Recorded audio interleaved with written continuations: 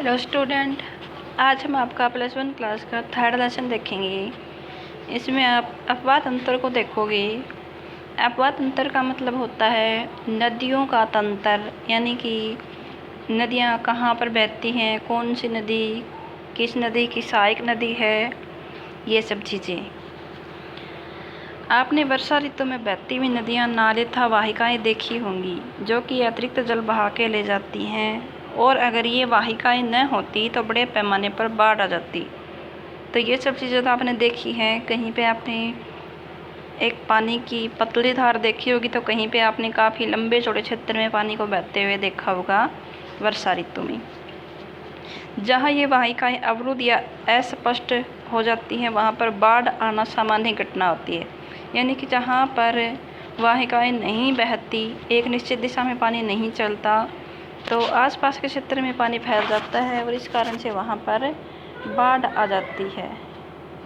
निश्चित वाहिकाओं के माध्यम से हो रहे जल प्रवाह को अपवाह कहते हैं।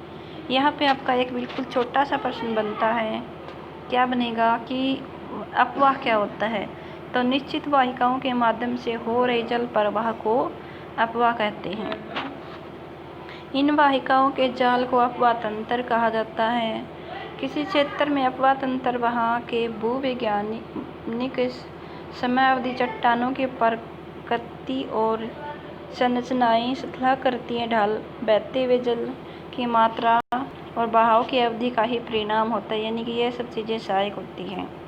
क्या अपने शहर या गांव के पास कोई नदी है? तो आपके गांव या शहर के पास नदी ना सही, लेकिन आपने कभी ना कभी अपने जीवन में नहर ज़रूर देखी होगी। तो नहर में दोनों तरफ से ऊंची ऊंची बाउंडेशन होती है, इस कारण से पानी एक निश्चित दिशा में चलता है। और नदी में ऐसा नहीं होता, और नहर छोटे स्तर पे होती है, और नदियाँ जो होती है वो काफ़ी लंबे चौड़े क्षेत्र में फैली होती हैं। क्या आप कभी वहाँ नौकायान करने अथवा नहाने के लिए गए हैं? क्या यह नदी बारहमासी है या अल्पकालिक है? तो कुछ नदियाँ जो होती है वो आपकी बारहमासी होती हैं, यानी कि सारा साल उनमें पानी बहता रहता है। तो कुछ नदियाँ जो होती हैं केवल वर्षा ऋतु में ही बहती हैं, बाकी टाइम क्षेत्र वहाँ पर सूख जाता है। क्या आप जानते हैं कि नदी सदैव एक ही दिशा में क्यों बहती है? यानी कि नॉर्मली सबसे पहले आपको ये समझना ज़रूरी है कि नदी का जो पानी है वो एक दिशा में ही क्यों बहता है, अलग अलग दिशाओं में क्यों नहीं बहता, और जल इकट्ठा होकर ही क्यों आगे बढ़ता है। तो इस चीज़ के लिए हम आपको थोड़ा सा बता देती हैं। देखिए, मान लीजिए कि आपका एक मैदान है और इस मैदान में इस प्रकार से नदी आ रही है, तो नदी को जिधर भी ढलान दिखाई देगा, नदी का पानी उसी दिशा में आगे की तरफ बढ़ना शुरू कर देता है। अब जाहिर सी बात है, ये क्षेत्र काफ़ी ज़्यादा नीचा होगा, तो यहाँ से पानी बह के आगे जाएगा। अब इधर वाला क्षेत्र ऊंचा है, तो इधर वाले क्षेत्र से और इधर वाले क्षेत्र से भी बरसात के मौसम में पानी आके इस नदी में मिल जाएगा। तो इस प्रकार से एक ही दिशा में जल चलना शुरू कर देता है, काफ़ी ज़्यादा मात्रा में इकट्ठा होकर। आपने भूगोल के अन्य तो पाठ्य पुस्तकों में ढाल के बारे में पढ़ा होगा। क्या आप बता सकते हैं कि जल की दिशा में दूरी की दिशा में बहने का कारण बता सकते हैं? उत्तर में हिमालय और दक्षिण में पश्चिमी घाट से निकलने वाली नदियाँ पूर्व की ओर क्यों बहती हैं?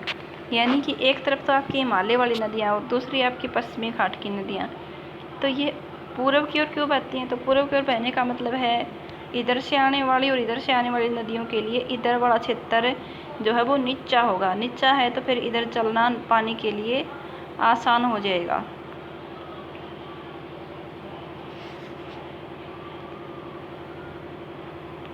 उसके बाद देखिए, उत्तर में हिमालय और दक्षिण पश्चिमी घाट की नदियाँ पूर्व की ओर क्यों बहती हैं? तो बंगाल की खाड़ी में अपना जल विसर्जित क्यों करती हैं? क्योंकि बंगाल की खाड़ी की साइड वाला क्षेत्र जो है वो अन्य क्षेत्रों की अपेक्षा थोड़ा सा नीचा है। एक नदी विशेष क्षेत्र में अपना जल बहा के लाती है, उसको जल ग्रहण क्षेत्र कहा जाता है। यानी कि नदी के द्वारा जल को लेके आना और अन्य नदियों के द्वारा जल को लेके आगे बढ़ना, तो इस प्रकार का जो सिस्टम होता है वो जल ग्रहण होता है। यानी कि इधर वाले क्षेत्र से और इधर वाले क्षेत्र से जल को ग्रहण किया है इस नदी ने। तो ये आपके छोटे छोटे प्रश्न बन रहे हैं। अपवाह किसे कहते हैं, जल ग्रहण क्षेत्र किसे कहते हैं, वाहिकाएं क्या होती हैं, वो सब। पर्वतीय क्षेत्र की एक नदी देख लीजिए, पर्वतों से निकलती हैं तो नदियाँ इस प्रकार से आगे की तरफ बढ़ती हैं। एक नदी व उसकी सहायक नदियों द्वारा अपवाहित क्षेत्र को अपवाद-द्रोणी कहते हैं। एक अपवाद-द्रोणी को दूसरे से अलग करने वाली सीमा को जल विभाजक कहा जाता है। तो क्या कहा इन्होंने कि एक नदी और उसकी सहायक नदियों द्वारा अपवाहित क्षेत्र को तो कहा जाता है अपवाद-द्रोणी।